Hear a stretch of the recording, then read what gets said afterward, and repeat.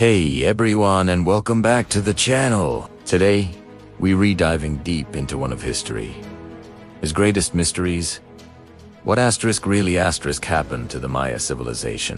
For centuries, they built incredible cities, mastered astronomy, and developed a complex writing system, all in the heart of the Central American rainforest. But then, around the 9th century AD, their magnificent southern cities were abandoned. The temples fell silent, the plazas grew over, and the people vanished. So, what caused this dramatic collapse? For a long time, people have thrown around all sorts of wild theories, from alien abductions to mysterious diseases. But the real story, pieced together by decades of painstaking archaeological and scientific research, is far more complex and, frankly, more fascinating. It wasn't one single event, but a perfect storm of challenges that brought this incredible civilization to its knees. Let's set the scene. We're in what's called the Classic period, from about 250 to 900 AD. This was the golden age of the Maya. Cities like Tikal and Caracal were bustling metropolises, home to tens of thousands of people. Towering pyramid temples scraped the sky. Incredible art was being created, and powerful kings waged war and forged alliances. They were at the absolute peak of their power and influence. But beneath this glittering surface, cracks were beginning to form. The Maya kings weren't just political rulers. They were seen as divine intermediaries, responsible for ensuring the favor of the gods, which meant making sure the rains came and the harvests were plentiful. Their entire legitimacy rested on this delicate balance. But what happens when that balance is broken? One of the biggest culprits, and the one scientists have found the most evidence for, is climate change. Specifically, a series of prolonged, severe droughts. By studying sediment cores from lakes and analyzing stalagmites and caves, scientists have been able to reconstruct the climate of ancient Mesoamerica with incredible precision. And what they found is startling.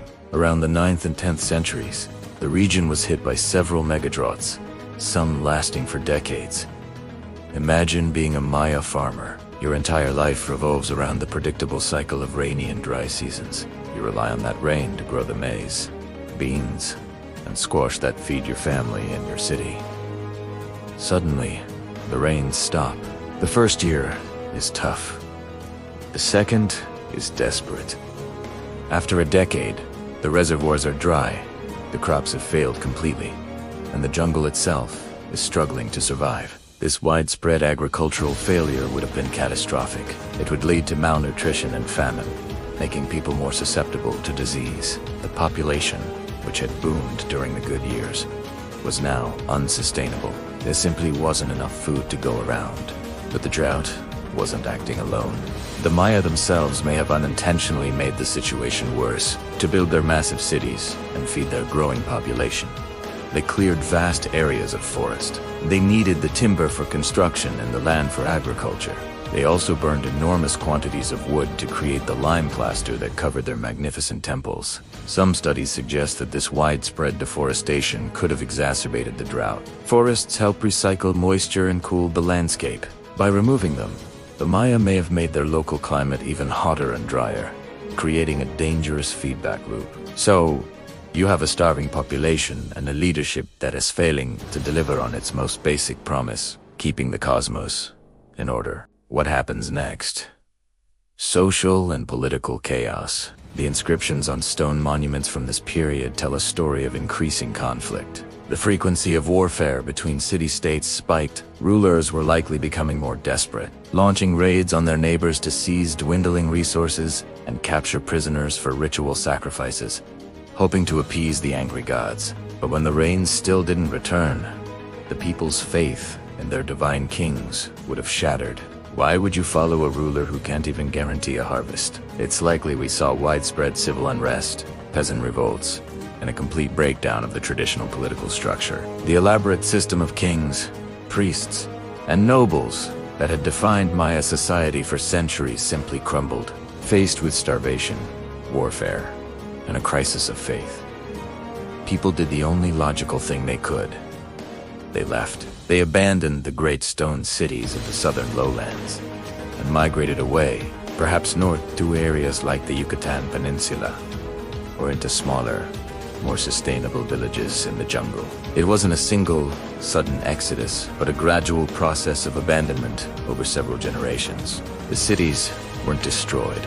They were simply left to the jungle. People walked away, the monuments ceased to be built, and the rainforests slowly reclaimed what was once its own. So, the collapse of the classic Maya wasn't a mystery of aliens or a single cataclysm.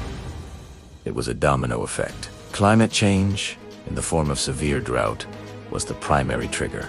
This led to agricultural collapse and famine. This was made worse by human-caused environmental degradation, like deforestation.